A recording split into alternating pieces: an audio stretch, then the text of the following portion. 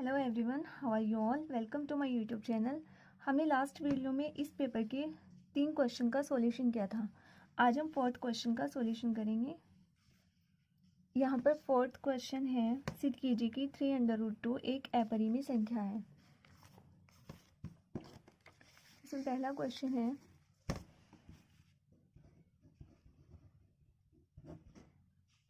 सिद्ध कीजिए कि 3√2 एक अपरिमेय संख्या है। तो हम यहाँ पे इसका अपोजिट मान लेंगे। माना 3√2 एक परिमेय संख्या है।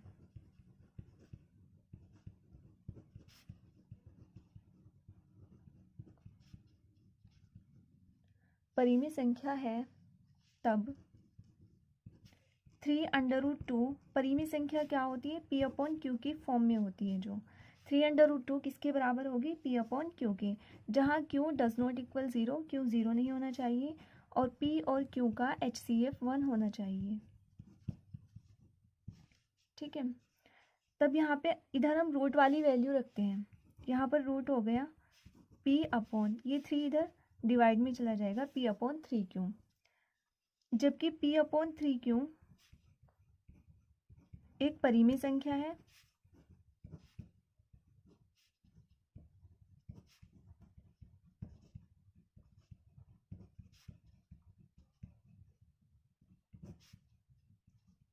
P/3Q एक परिमेय संख्या है और √2 एक अपरिमेय संख्या है।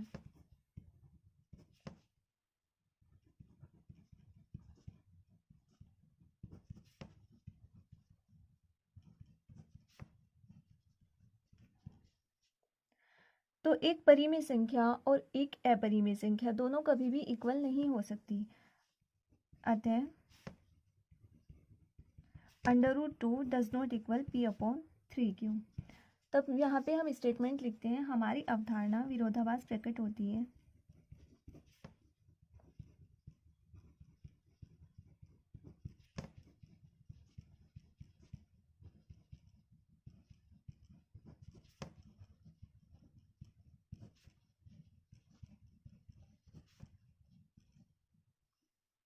विरोधाभास प्रकट होती है। अतः 3√2 एक अपरिमेय संख्या है। अतः 3√2 एक अपरिमेय संख्या है।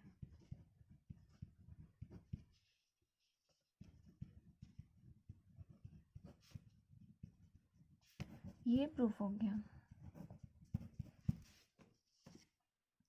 नेक्स्ट क्वेश्चन है 4th का ख पार्ट, यदि tan A = cot B तो सिद्ध कीजिए कि A + B = 90। अब यहाँ पर ख पार्ट दिया हुआ है 4th का ख, tan A = cot B और हमें प्रूफ क्या करना है? तो प्रूफ A + B = 90। ये हमें प्रूफ करना है। हमें उसने क्या दिया हुआ है? tan A = cot B। tan A = हम cot को ऐसे लिख सकते हैं, tan 90 - थीटा। थीटा की जगह क्या है? यहाँ पर B है और tan 90 - थीटा क्या होता है? cot theta. इसलिए हम इसको इस तरह लिख सकते हैं। यहाँ पर tan से tan कैंसिल हो जाएगा, तो यहाँ पर बचेगा A = 90 डिग्री माइनस B और ये B इधर आ जाएगा, प्लस हो गया A + B = 90 और यही हमें प्रूफ करना था।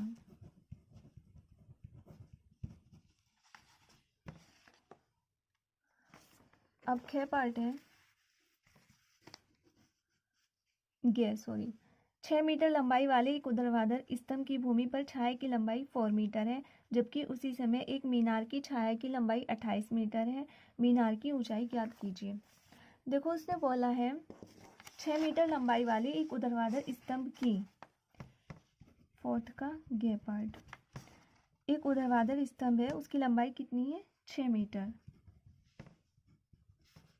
ये स्तंभ है एक और इसकी लंबाई कितनी है? 6 मीटर और इसकी छाया की लंबाई कितनी है? 4 मीटर। इसकी छाया की लंबाई कितनी हो गई? 4 मीटर। इसको हम पॉइंट मान लेंगे A, B और C। फिर उसने नेक्स्ट दिया हुआ है, जबकि उसी समय एक मीनार की छाया की लंबाई 28 मीटर है, तो मीनार की ऊंचाई ज्ञात कीजिए। ये एक मीनार हो गई और इसकी छाया की लंबाई कितनी दी हुई है, 28 मीटर। छाया नीचे बनती है और इस मीनार की ऊंचाई हम मान लेंगे h। ये ABC माना हुआ है, इसे DE और F मान लेंगे। अब हम पहले लेंगे त्रिभुज ABC में, और यहाँ पर कोई एंगल भी बन रहा होगा थीटा, और यहाँ पर भी कोई एंगल होगा थीटा। पहले इस वाले त्रिभुज में लेंगे, त्रिभुज ABC में हमें दिया हुआ है लंब और आधार, तो हम फॉर्मूला लगाएंगे tan theta is equal to लंब बटे आधार। tan theta is equal to लंब कितना है 6 मीटर और आधार कितना है 4 मीटर। इसे 2 से डिवाइड करेंगे, 2 3 अच्छे हैं, 2 दूनी 4, तो यहाँ पर tan theta is equal to 3/2 आया। अब यहाँ पे सेकंड जो ट्राइंगल है वो है DEF। इसमें लंब h है, हमने मीनार की ऊंचाई क्या मानी हुई है h, यहाँ पर लिख देंगे माना मीनार की ऊंचाई h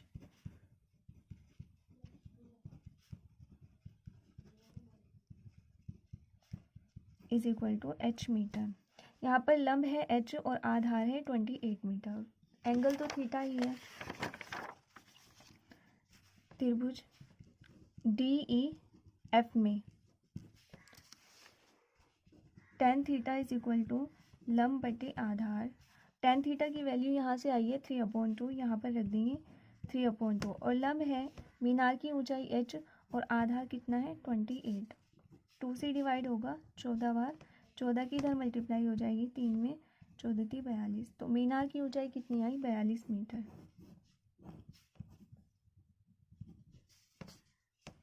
यहाँ पर लिखेंगे मीनार की ऊंचाई इज इक्वल टू 42 मीटर। ये भी क्वेश्चन हो गया। फिर यह पार्ट है 7.6 सेंटीमीटर लंबा एक रेखाखंड खींचिए और इसे 2:3 के अनुपात में विभाजित कीजिए। दोनों भागों की माप लिखिए। देखो इसमें क्या करना है, फोर्थ का घ पार्ट। उसने बोला है 7.6 सेंटीमीटर लंबा एक रेखाखंड खींचिए और इसे 2:3 के अनुपात में विभाजित कीजिए। अनुपात दिए हुए हैं 2:3, तो इनको सबसे पहले ऐड करो, 2 और 3 5 होते हैं। तो यहाँ पर हम लेंगे 7.6 सेंटीमीटर लंबा एक रेखाखंड, 7.6 यहाँ पर होगा, यहाँ से 7.6, इसको हम मान लेंगे ए और बी, ए और बी। फिर हम यहाँ पर एक न्यूनकोण बनाती हुई रेखा खींचते हैं बिंदु ए से। न्यूनकोण मतलब 90 से छोटा एंगल। हमने एक रेखा खींची और इसके कितने पार्ट करने हैं हमको, 5 पार्ट करने हैं। तो यहाँ पर हम 1.5 ले रहे हैं, 1 2 3 4 एंड 5।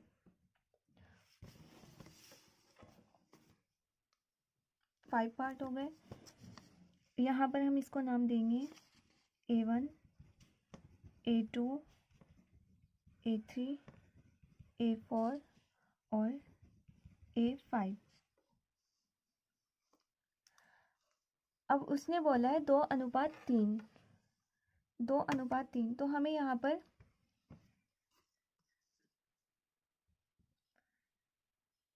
एक से ज़्यादा दूरी लेनी है। जैसे ये एक पॉइंट है, इससे ऊपर दूरी लेनी है।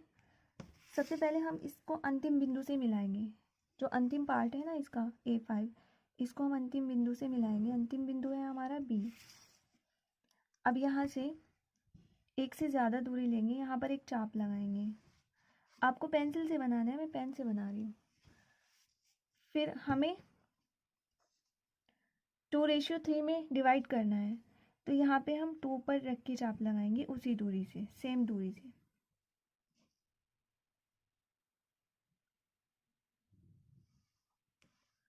और फिर ये जो चाप लगा हुआ है इसकी दूरी माप लेंगे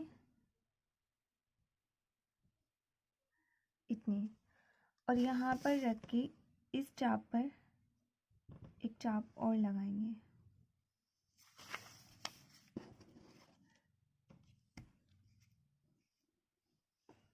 ये यहाँ पे कट हुआ और हमें 2:3 में डिवाइड करना था। A2 यहाँ पर है तो यहाँ पर लेंगे हम, इस बिंदु से इसको मिला देंगे।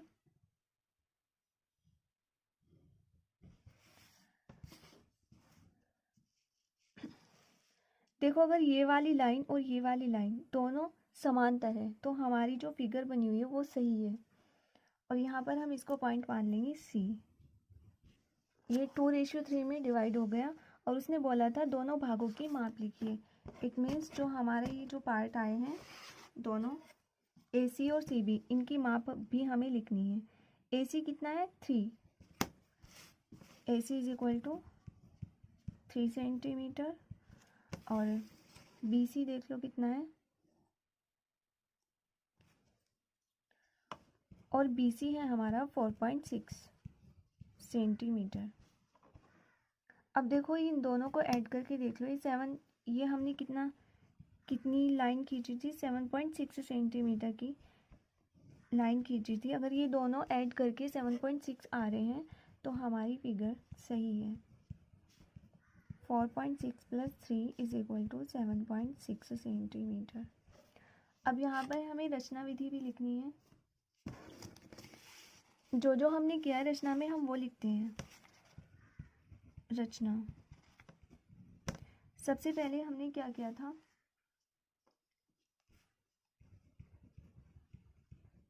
सबसे पहले हमने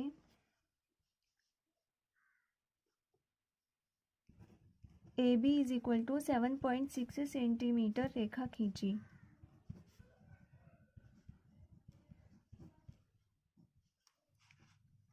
सेकंड में हमने A से न्यूनकोण बनाते हुए एक रेखा खींची थी। A से न्यूनकोण बनाते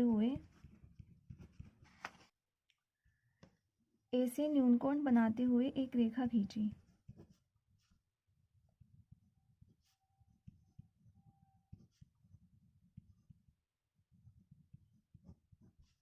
A से न्यूनकोण बनाते हुए रेखा खींची।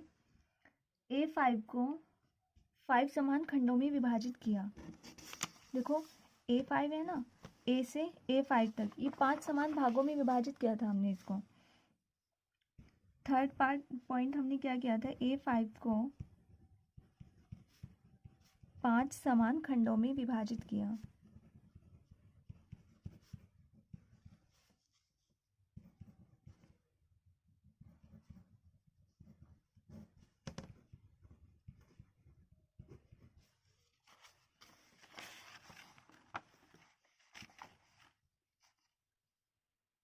फिर क्या किया था, A5 को अंतिम बिंदु B से मिलाया था।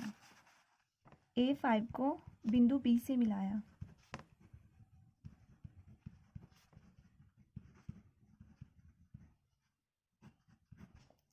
फोर्थ पॉइंट में हमने क्या किया था, A5B के समांतर A2C रेखाखंड, जैसे ये A5B है ना, A5B के समांतर हमने कौन सी रेखा खींची है, A2C रेखा। A5B के समांतर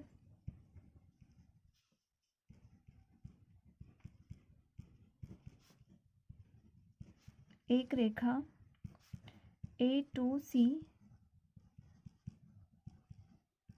खींची। देन बिंदु C है, AC और CB को 2:3 में डिवाइड करता है।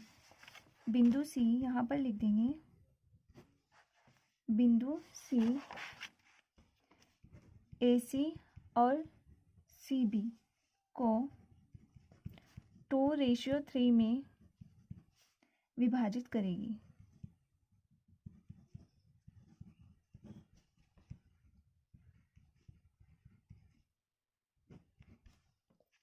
और यहाँ पर हमने इसकी मेजरमेंट लिखी दी है यहाँ पर, AC is equal to 3 centimetre, BC is equal to 4.6 centimetre. अगर आप चाहो तो इसको यहाँ पर भी लिख सकते हो, AC is equal to 3 centimetre और BC is equal to 4.6 6 centimetre. ये क्वेश्चन भी कंप्लीट हो गया और फोर्थ पार्ट भी कंप्लीट हो गया, फोर्थ क्वेश्चन। नेक्स्ट क्वेश्चन है 5, ऐसे दो क्रमागत धनात्मक विषम पूर्णांक ज्ञात कीजिए जिनके वर्गों का योगफल 290 हो। 5 क्वेश्चन है ये। इसका क्या पार्ट है? ऐसे दो क्रमागत विषम धनात्मक पूर्णांक, तो हम मान लेंगे, माना दो क्रमागत विषम धनात्मक पूर्णांक, दो क्रमागत विषम धनात्मक पूर्णांक x और x प्लस 2 है। देखो कैसे, अगर आप x की वैल्यू 3 रखोगे फिर 3 प्लस 2 करोगे 5, ऐसे ही अगर आप x की वैल्यू 5 रखोगे तो 5 प्लस 2 करोगे 7, तो हमेशा धनात्मक विषम पूर्णांक ही आएंगे। फिर उसने क्या बोला है, अकॉर्डिंग टू क्वेश्चन, धनात्मक विषम पूर्णांक जिनके वर्गों का योगफल 290 है, इनके वर्गों का योगफल x का वर्ग और x प्लस 2 का वर्ग, और इनका योगफल कितना है 290। एक्स स्क्वायर प्लस, इसमें इसका फॉर्मूला खोल दो, a प्लस बी का whole square, a square plus b square plus 2ab is equal to 290। यहाँ पर हो जाएगा 2x स्क्वायर प्लस 2 की पावर 2 4 प्लस 2 दूनी 4x इज इक्वल टू 290। ये हो गया 2x स्क्वायर प्लस 4x यहाँ पर लिख देंगे और ये 4 इधर, और ये 290 इधर आएगा, माइनस का हो जाएगा 2x स्क्वायर प्लस 4x, 290 में से 4 घटाएंगे 286 इज इक्वल टू 0। यहाँ पे 2 कॉमन है, यहाँ से 2 कॉमन लेंगे, एक्स स्क्वायर 2 दूनी 4x, 2x बचा, 2 1 कम 2, 2 चौक 8, 2 3 6, 143 इज इक्वल टू 0। ये 2 इधर जाके 0 हो जाएगा, x square plus 2x minus 143 is equal to 0।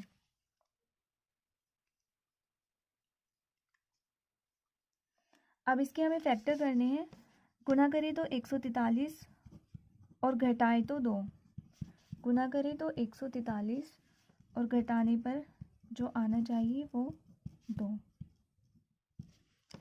143 factor आप ऐसे भी निकाल सकते हैं, कौन कौन से हैं। ये किससे डिवाइड होगा, 11 से, 11 कम 11, 11 3 33, 13, 13 में से 11 माइनस करेंगे तो 2 बचेगा, 13 और 11 की गुना करेंगे तो 143। तो ये फैक्टर कौन कौन से हैं, एक्स स्क्वायर प्लस 13 और 11, 2 की जगह लिखेंगे हम 13x minus 11x minus 143 is equal to 0। X square plus 13x minus 11x minus 143 is equal to 0। अब पेयर में से कॉमन लेंगे, यहाँ पर x कॉमन है, x प्लस 13 बचा, यहाँ पर 11 कॉमन है, x माइनस माइनस प्लस, यहाँ पर भी 13 बचेगा इज इक्वल टू 0। यहाँ पे बचा x प्लस 13 और x minus 11 is equal to 0। x plus 13 is equal to 0, पहले इसके बराबर 0 रखेंगे फिर इसके बराबर 0, x is equal to minus 13। ये वाला हम आंसर नहीं ले सकते क्योंकि ये नेगेटिव आ गया। x minus 11 is equal to 0 लेंगे, x इज इक्वल टू 11, ये हमें आंसर देगा। हमने दो धनात्मक विषम पूर्णांक क्या माने थे, x और x प्लस 2। x की वैल्यू आई 11 और 11 प्लस 2, तो ये क्या हो गया 11 और 13, दो धनात्मक विषम पूर्णांक हो गए 11 और 13। क्या पार्ट कंप्लीट हुआ। क्या क्वेश्चन है, यदि बिंदु a0 0b तथा xy संरेख हो तो सिद्ध कीजिए कि x upon a plus y upon b is equal to 1। बिंदु दिए हुए हैं, क्या पार्ट, बिंदु है a0 0b और xy संरेख हैं, तो सिद्ध कीजिए कि, हमें प्रूफ क्या करना है, x upon a plus y upon b is equal to 1, ये हमें प्रूफ करना है। जब कोई भी तीन बिंदु हमें संरेख पता है तब उसमें क्या होता है, त्रिभुज का क्षेत्रफल बराबर 0 होता है। तो यहाँ पर त्रिभुज का क्षेत्रफल, तीन बिंदु दिए हुए इसका मतलब वो त्रिभुज है, यहाँ पर त्रिभुज का क्षेत्रफल लगेगा फॉर्मूला क्या होता है त्रिभुज के क्षेत्रफल का? x1 x1 y1 1 x2 y2 1 और ये किसके बराबर होगा? 0 के बराबर। अब यहाँ पर पॉइंट में हम मान लेंगे इसको x1 y1 x2 y2। अब इसमें रख देंगे, अब ये वैल्यूज हम इस फॉर्मूले में रख देंगे।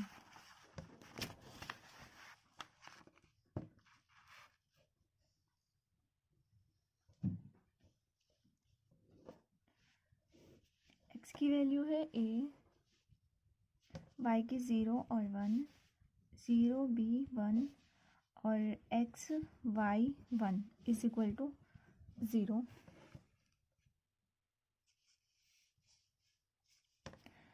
अब यहाँ से हम इसका मैट्रिक्स की वैल्यू निकाल लेंगे। यहाँ पर a है तो इन दोनों को हाइड करेंगे, इसकी मल्टीप्लाई b में और इसकी y 1 में। फिर -0, यहाँ पर 0 है, हम r1 के सापेक्ष प्रसार कर रहे हैं। r1 के सापेक्ष प्रसार करने पर यहाँ पर 0 है, 0 की आप किसी भी चीज़ में मल्टीप्लाई करोगे 0 ही आएगा। 0 माइनस एक्स, फिर प्लस, पहले प्लस होता है फिर माइनस और फिर प्लस 1, ये वाला हाइड करेंगे, यहाँ पे 0 हो जाएगा और माइनस बी एक्स।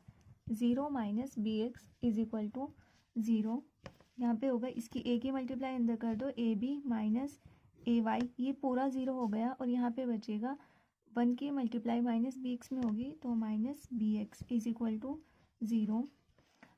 अब यहाँ पे ए वाई और बी एक्स तो इधर ले गए और ए बी हमने यहीं पे ही रखा, ए बी पॉजिटिव है, ए बी की मल्टीप्लाई में 1 मान लो और ये ए बी इसके अपॉन में आ जाएगा, प्लस ऐसे ही बी एक्स ए बी इसके पूरे के अपॉन में हो गया। अब इधर बचा 1 क्योंकि ए बी हम इनके दोनों के नीचे ले गए, ए से ए कैंसिल और बी से बी कैंसिल, यहाँ पर बचेगा y upon b plus x upon a is equal to 1। यही हमें प्रूव करना था, x upon a plus y upon b is equal to 1। ये प्रूफ हो गया। नेक्स्ट क्वेश्चन है, एक लंबवृत्तीय शंकु की तिर्यक ऊंचाई 13 सेंटीमीटर तथा संपूर्ण पृष्ठ 90 पाई सेंटीमीटर स्क्वायर है, इसके आधार की त्रिज्या ज्ञात कीजिए। गे पार्ट, लंबवृत्तीय शंकु की तिर्यक ऊंचाई दी हुई है,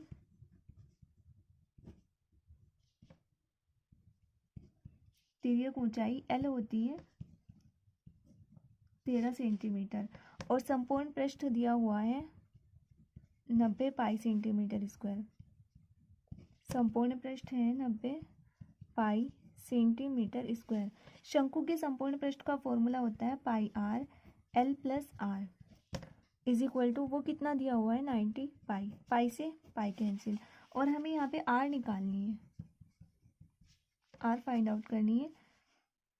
आर एल की वैल्यू कितनी है 13 plus are is equal to 90, r की मल्टीप्लाई अंदर करो 13 r plus r square is equal to 90। अभी 90 इधर ले आओ, आर स्क्वायर प्लस 13 आर और ये 90 इधर आया माइनस हो गया। अब इसकी फैक्टर करेंगे, गुना करें तो 90 और घटाए तो 13, घटाए तो 13। ऐसी दो संख्या है जिनके गुणा करने पे 90 और घटाने 13 आए। 18 और 5, 18 माइनस 5 13 होगा और 18 की मल्टीप्लाई 5 में करेंगे तो 90 होगा। यहाँ पे है ये r square plus 13 r minus 90 is equal to 0। इसके फैक्टर आए थे हमारे आर स्क्वायर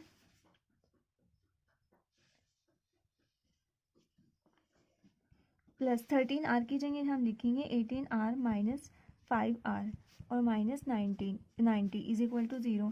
पेयर में से कॉमन लेंगे, आर इसमें कॉमन है तो यहाँ पे बचेगा आर प्लस 18 और यहाँ पे माइनस 5 कॉमन है तो यहाँ पे बचेगा आर प्लस 5 का 5 8 40, आर प्लस 18 यहाँ पर बचेगा तो ये हो जाएगा आर प्लस 18 और r minus 5 is equal to 0।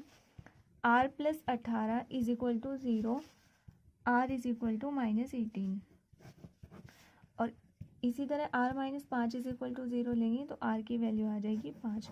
तो उसकी त्रिज्या क्या हुई 5 सेंटीमीटर, क्योंकि ये नेगेटिव है। त्रिज्या r is equal to 5 centimetre. ये इसका आंसर हो गया।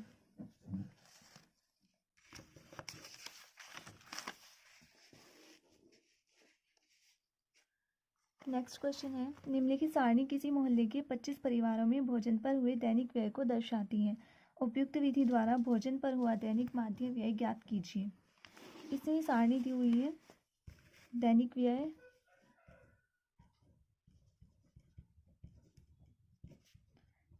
व्यय दिया हुआ है रुपए में, और दूसरी तरफ दिया हुआ है परिवारों की संख्या।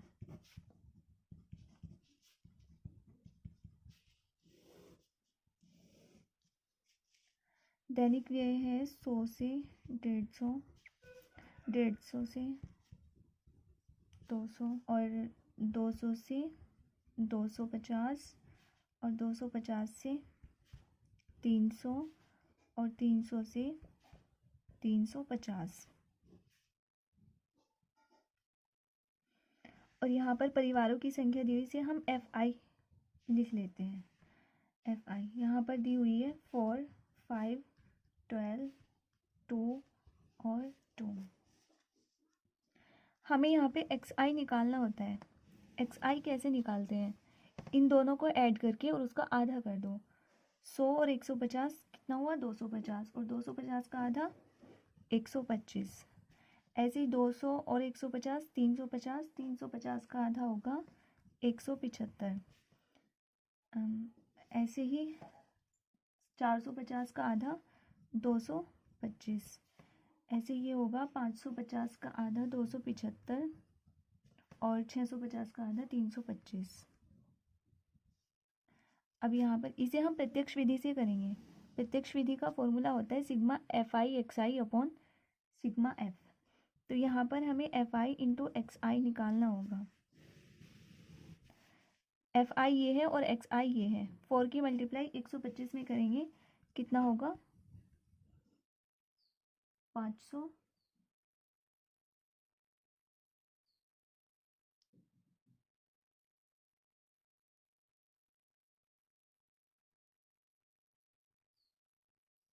5 की मल्टीप्लाई 175 में करेंगे 875। ऐसे ही 12 की मल्टीप्लाई इसमें करेंगे ये होगा 2700, और इसकी मल्टीप्लाई इसमें करेंगे ये होगा 550 और ये होगा 650। अब हम इसको ऐड करेंगे सिग्मा FI XI, ये टोटल आएगा 5275। और सिग्मा FI की भी ज़रूरत पड़ेगी हमें, इसको भी ऐड करेंगे ये होगा टोटल 25। यहाँ पर समांतर माध्य का फॉर्मूला लगाएंगे। समांतर माध्य बराबर sigma FI into XI upon में sigma FI। Sigma FI into XI कितना है 5275 और FI कितना है 25। 25 से इसको डिवाइड करेंगे तो ये होगा 25 दूनी 50 बचा 2 27, 25 से कम 25 बचा 2 25। तो इसका आंसर हुआ 211।